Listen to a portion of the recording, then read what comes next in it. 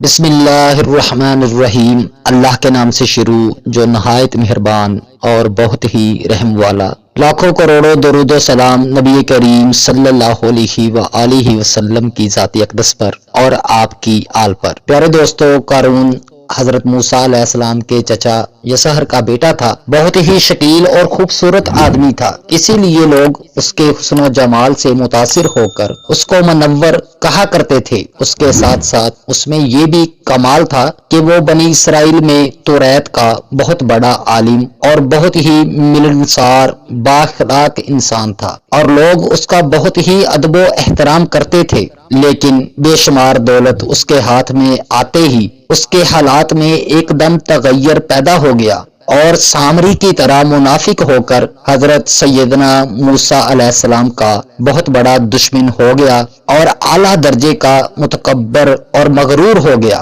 جب زکوٰۃ کا حکم نازل ہوا تو اس نے حضرت سیدنا موسیٰ علیہ السلام کے روبرو عہد کیا کہ وہ اپنے تمام مالوں میں سے 1000واں حصہ زکوٰۃ نکالے گا، مگر جب اس نے مالوں کا حساب لگایا تو ایک بہت بڑی رقم زکوٰۃ کی نکلی۔ یہ دیکھ کر اس پر ایک دم حرص و بخل کا بھوت سوار ہو گیا، اور نہ صرف زکوٰۃ کا منکر ہو گیا بلکہ عام طور پر بنی اسرائیل کو بھی بہکانے لگا کہ حضرت سیدنا موسیٰ علیہ السلام اس بہانے تمہارے مالوں کو لے لینا چاہتے ہیں۔ یہاں تک کہ حضرت سیدنا موسیٰ علیہ السلام سے لوگوں کو بدگمان کرنے کے لیے اس خبیث نے یہ گندی اور گناؤنی چال چلی کہ ایک عورت کو بہت زیادہ مال و دولت دے کر آمادہ کر لیا کہ وہ آپ علیہ السلام پر بدکاری کا الزام لگائے۔ چنانچہ عین اس وقت جب کہ حضرت سیدنا موسیٰ علیہ السلام واعظ فرما رہے تھے،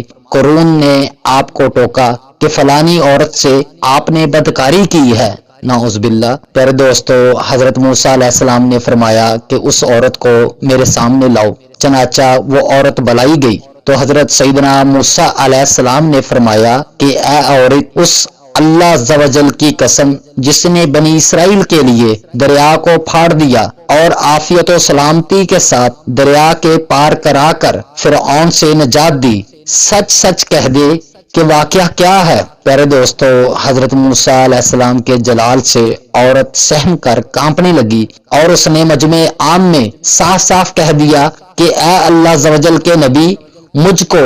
قارون نے کثیر دولت دے کر آپ پر بہتان لگانے کے لیے آمادہ کیا ہے۔ اس وقت حضرت موسیٰ علیہ السلام آپ دیدہ ہو کر سجدہ شکر میں گر پڑے، اور بحالت سجدہ آپ علیہ السلام نے یہ دعا مانگی کہ یا اللہ، قارون پر اپنا قہر و غضب نازل فرما دے۔ پھر آپ نے مجمع سے فرمایا کہ جو قارون کا ساتھی ہو وہ قارون کے ساتھ ٹھہرا رہے، اور جو میرا ساتھی ہو وہ قارون سے جدا ہو جائے۔ چنانچہ 2 خبیثوں کے سوا تمام بنی اسرائیل قارون سے الگ ہو گئے۔ پھر حضرت سیدنا موسیٰ علیہ السلام نے زمین کو حکم دیا کہ اے زمین، تو اس کو پکڑ لے، تو قارون ایک دم گھٹنوں تک زمین میں دنس گیا۔ پھر آپ علیہ السلام نے دوبارہ زمین سے یہی فرمایا تو وہ کمر تک زمین میں دنس گیا۔ یہ دیکھ کر قارون رونے اور بلبلانے لگا اور قرابت و رشتہ داری کا واسطہ دینے لگا، مگر آپ علیہ السلام نے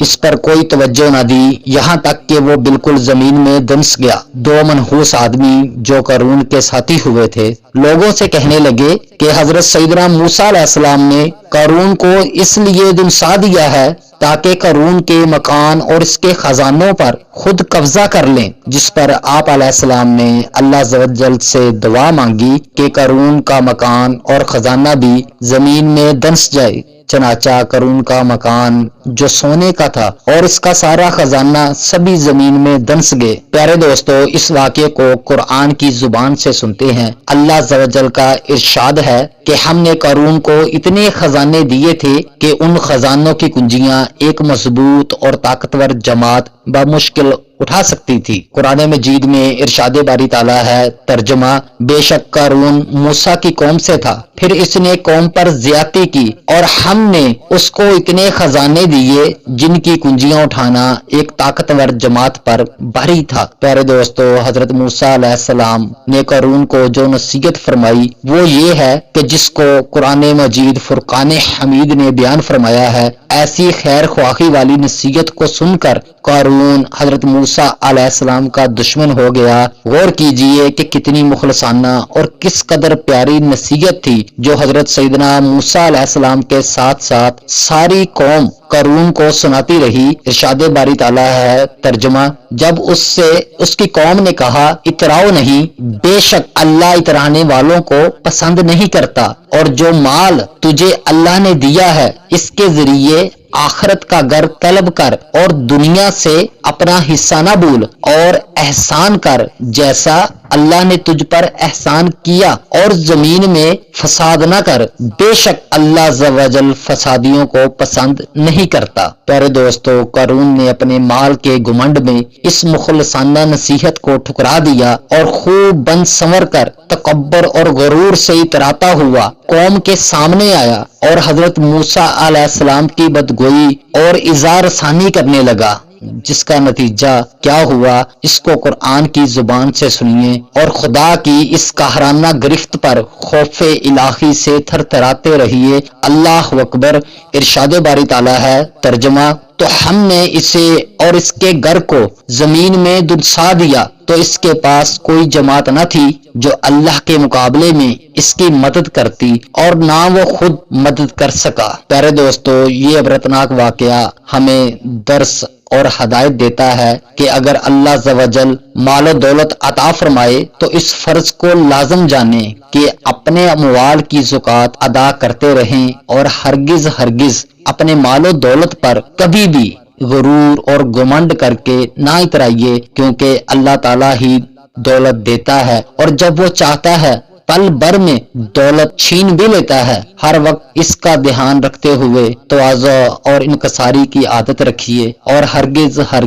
کبھی انبیاء، اولیاء اور صالحین کی ایذا رسانی بدگمانی نہ کریں کہ ان مقبولانے بارگاہ الہی کی دعا اور بددعا سے وہ ہو جایا کرتا ہے جس کا لوگ تصور اور خیال بھی نہیں کر سکتے۔ واللہ تعالی علیم۔